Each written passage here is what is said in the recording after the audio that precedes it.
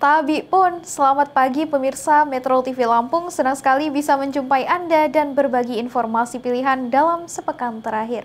Bersama saya Sylvia Agustina, inilah Lampung Sepekan selengkapnya.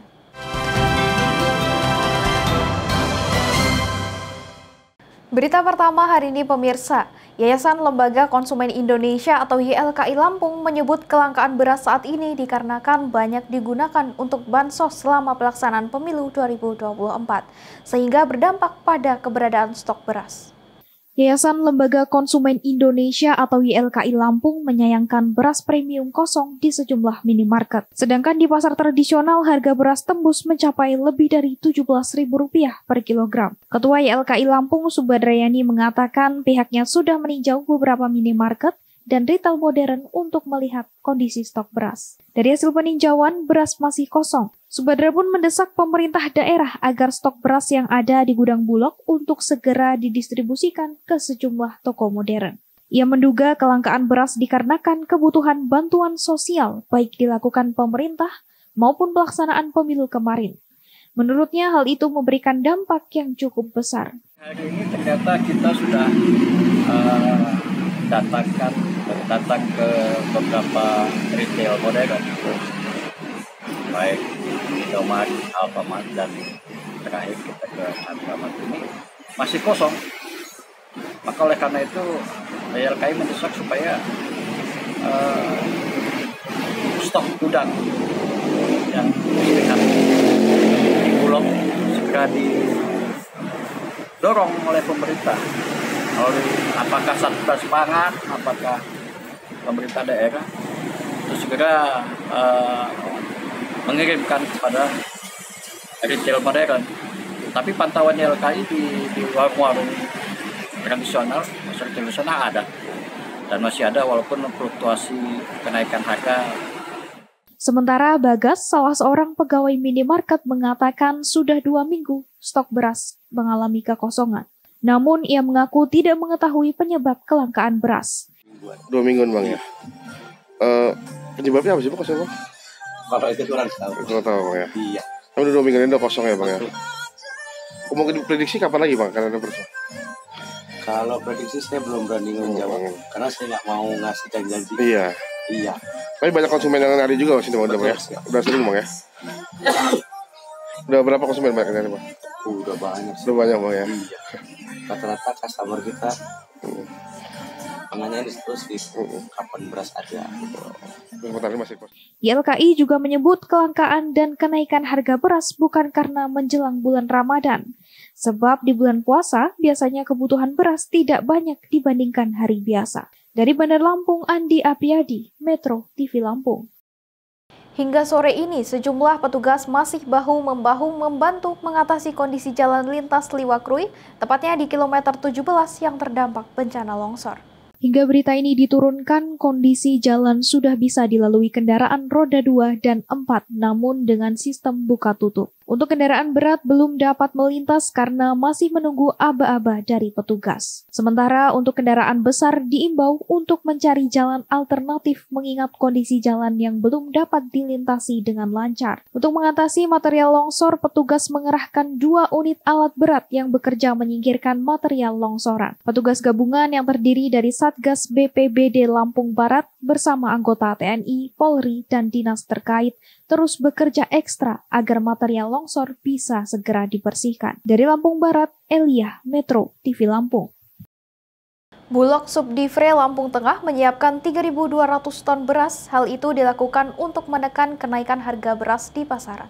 Harga beras di pasar tradisional mulai mengalami kenaikan yang cukup signifikan. Pemerintah berkelit hal ini disebabkan oleh El Nino.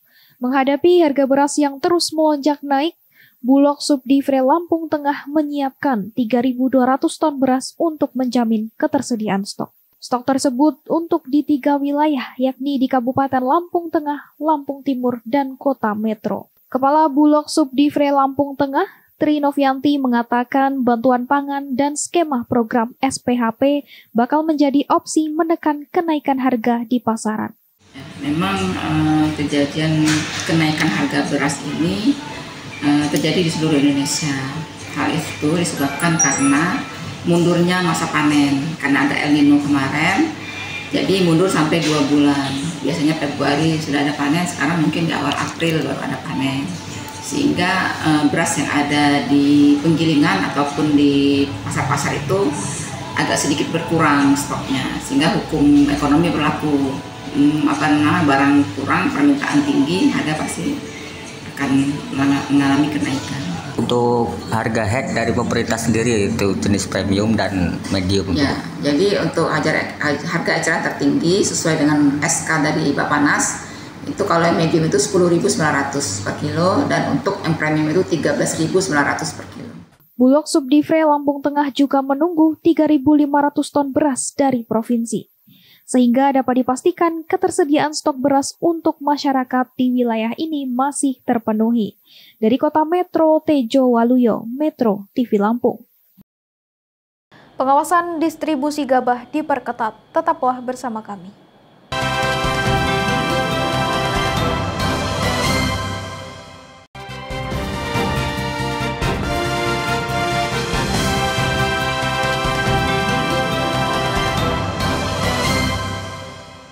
Masih bersama kami pemirsa, Gubernur Lampung Arinal Junaidi meminta kepala daerah kabupaten kota untuk memperketat pengawasan distribusi gabah keluar daerah.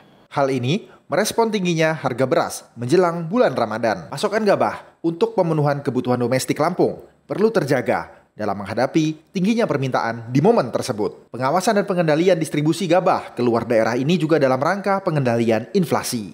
Arinal berharap pasokan gabah yang ada di Lampung diberi perlakuan pengolahan untuk meningkatkan nilai tambah menjadi produk beras. Sehingga produk pertanian yang keluar dari Provinsi Lampung berupa beras bukan lagi dalam wujud gabah kering.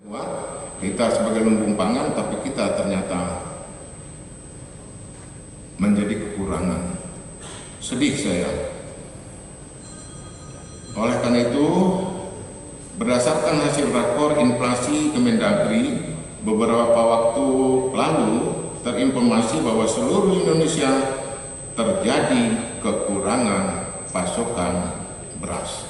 Saya sebenarnya tidak mau menerima karena kita sebagai penghasil, tapi kita menjadi provinsi yang termasuk kekurangan. Ini sudah dibahas sehingga saya meminta kita persiapkan secara bersama-sama dengan menentukan langkah-langkah yang perlu kita lakukan guna menjaga kelancaran, stabilitas, kelancaran distribusi beras. Nah, saya ingin ada tim. Pak Sekda, tolong dibuat tim untuk supaya kabupaten itu dipahami sebagai sumber beras. Maka dia ada tim. Tolong Bupati. Diperlukan sinergi dan kolaborasi untuk menjaga stabilitas harga bahan pokok di Lampung. Pemerintah Provinsi Lampung bersama kepala daerah kabupaten kota dan pihak-pihak terkait menggelar high level meeting dalam rangka merumuskan strategi untuk memitigasi lonjakan harga pangan di bulan Ramadan. Dari Bandar Lampung, Sylvia Agustina, Metro TV Lampung. Panitia Pemilihan Kecamatan Ketapang telah menambah panel untuk penghitungan pleno rekapitulasi formulir C1 dalam pemilu serentak 2024. Cara ini diharapkan bisa mempercepat penghitungan dan mengurangi risiko bagi petugas PPK. PPK Kecamatan Ketapang telah menambah panel untuk membaca pleno rekapitulasi formulir C1 pada hari ketiga. Ini dilakukan agar bisa mempercepat petugas membacakan hasil pleno rekapitulasi formulir C1 di tingkat kecamatan. Menurut PPK Kecamatan diharapkan dengan penambahan panel ini bisa mempercepat pembacaan pleno rekapitulasi, sehingga rampung sesuai target pada 24 Februari 2024. Banyaknya rekapitulasi formulir C1 membuat petugas bekerja ekstra.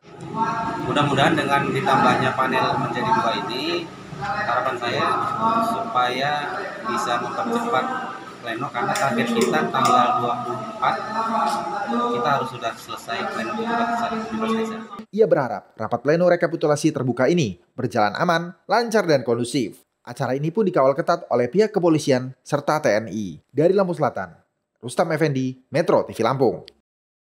Datangi kantor Bawaslu Provinsi Lampung, warga sampaikan aspirasi terkait dugaan kecurangan pemilu yang terjadi saat penghitungan suara melalui aplikasi Sirekap. Sejumlah warga yang tergabung dalam relawan jaringan Andi Surya mendatangi kantor Bawaslu untuk menyampaikan aspirasinya terkait dugaan kecurangan penghitungan suara melalui Sirekap. Relawan jaringan Andi Surya, Irwan Wilantara, mengatakan pihaknya telah menemukan adanya dugaan pelanggaran penghitungan suara di aplikasi Sirekap dan telah menyampaikan aspirasinya kepada Bawaslu. Keadilan, bahwa kita sudah menyerahkan tuntutan kepada Bawaslu untuk menangkap para pembegal-pembegal suara di TPS-TPS yang memang mereka sudah lakukan secara TSM. Nah, kami meminta dalam 2x24 jam tuntutan kami harus terrealisasi. Kalau tidak, kami akan melakukan aksi lebih besar lagi. Ya. Itu ada dirubah. Dan ada yang dirubah. Itu. Jadi sudah huruf baloknya, hasil penghitungan itu ditipek oleh mereka dirubah. Dengan mungkin ya yang kami curigai ada pesan-pesanan itu. Bukti yang kita serahkan ke Bawaslu apa aja, Bang?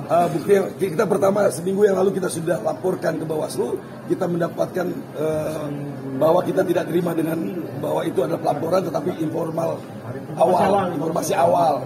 Jadi ternyata kok Bawaslu menerima kami sebagai informasi awal, padahal itu ada tindak pidananya di situ. Menerima kedatangan relawan jaringan Andi Surya, Ketua Bawaslu Lampung Iskardo mengajak semua pihak untuk menjaga kemurnian suara rakyat, mulai dari kecamatan hingga tingkat selanjutnya. Kehadiran dari jaringan Andi Surya ya untuk menyampaikan beberapa poin tuntutan dan seruan yang pada intinya untuk kita sama-sama mengawal proses rekapitulasi dari tingkat kecamatan sampai di tingkatan berikutnya. Semata-mata semangat kita, terutama Bawaslu Lampung, itu untuk menjaga kemurnian suara rakyat yang sudah disalurkan di pemilu 2024. Para relawan berharap Bawaslu dapat bertindak cepat mengusut dan menangkap orang yang diduga melakukan kecurangan. Dari Bandar Lampung, Andi Apriyadi, Metro TV Lampung. Bandar narkoba terancam hukuman mati. Tetaplah bersama kami.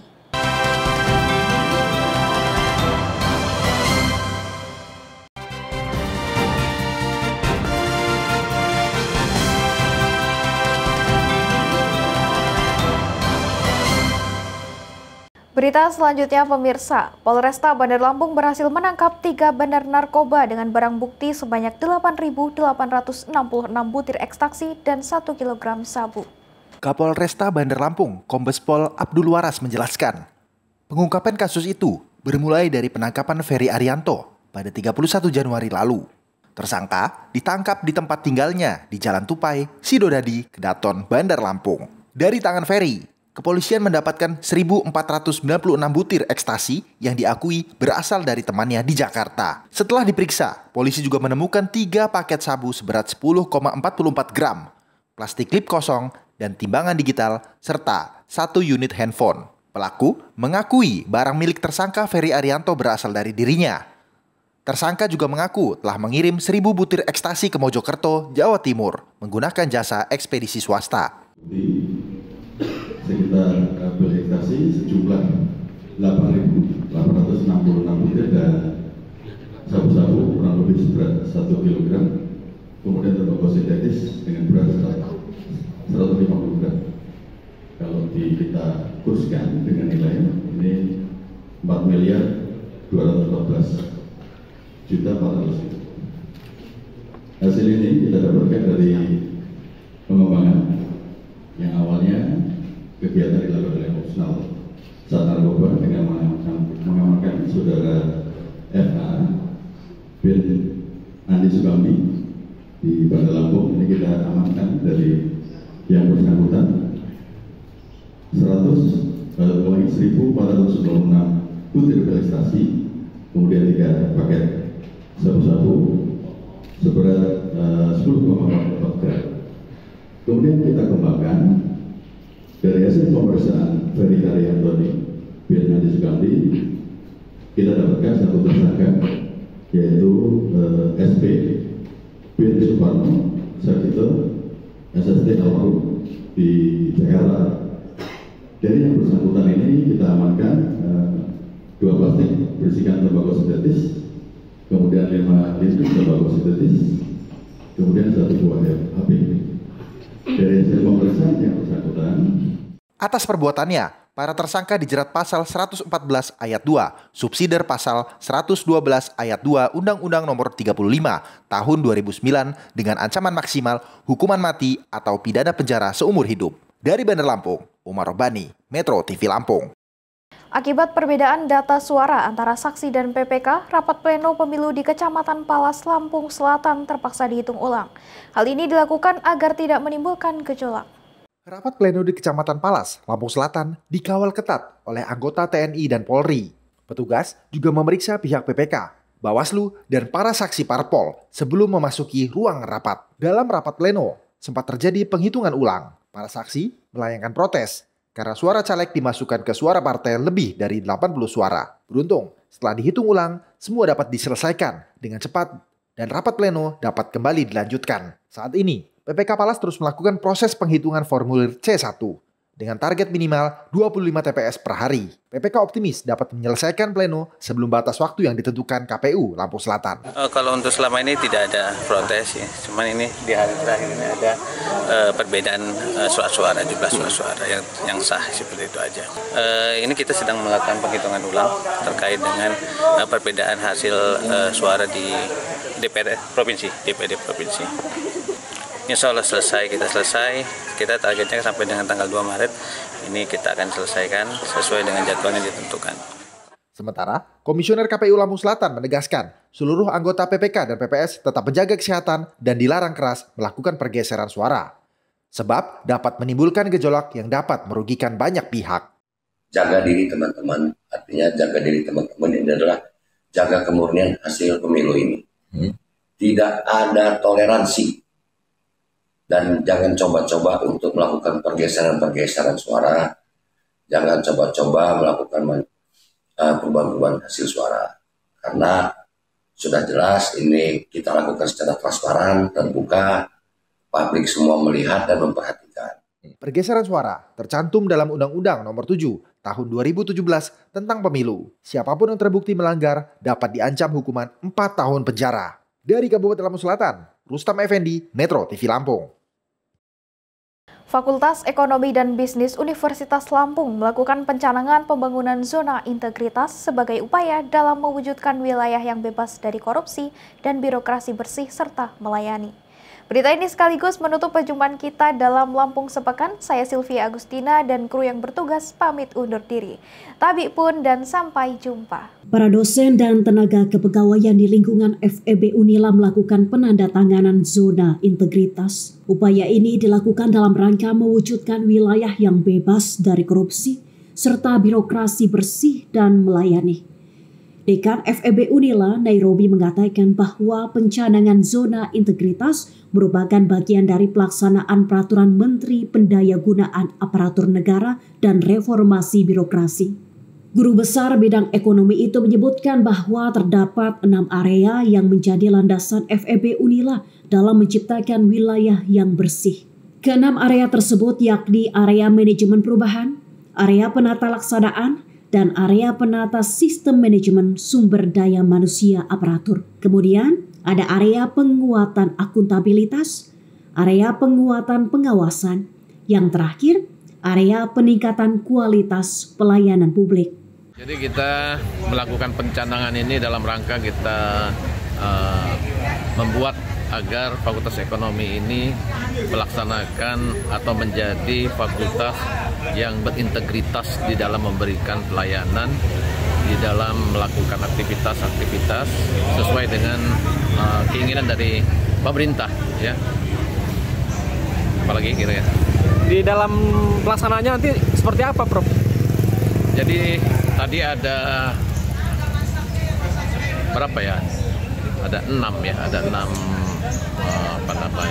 area, dari area sumber daya manusia, dari area pelayanan, dari area kemudian perubahan institusi dan sebagainya. Nah, itu semua kita akan lakukan sesuai dengan syarat-syarat yang sudah ditetapkan oleh pemerintah, sehingga harapannya kita mendapatkan selain nilainya memang baik, kita juga nanti benar-benar melaksanakan itu sepenuh hati. Jadi tidak hanya nilainya saja baik, tetapi hanya secara administrasi, tetapi dalam pelaksanaannya kurang dijalankan. Setelah pencanangan zona integritas ini, kedepannya tidak ada lagi praktik-praktik di lingkungan FEB yang dimungkinkan menjadi cikal bakal perilaku korupsi. Dari Bandar Lampung, Ihwana Haulan, Metro TV Lampung.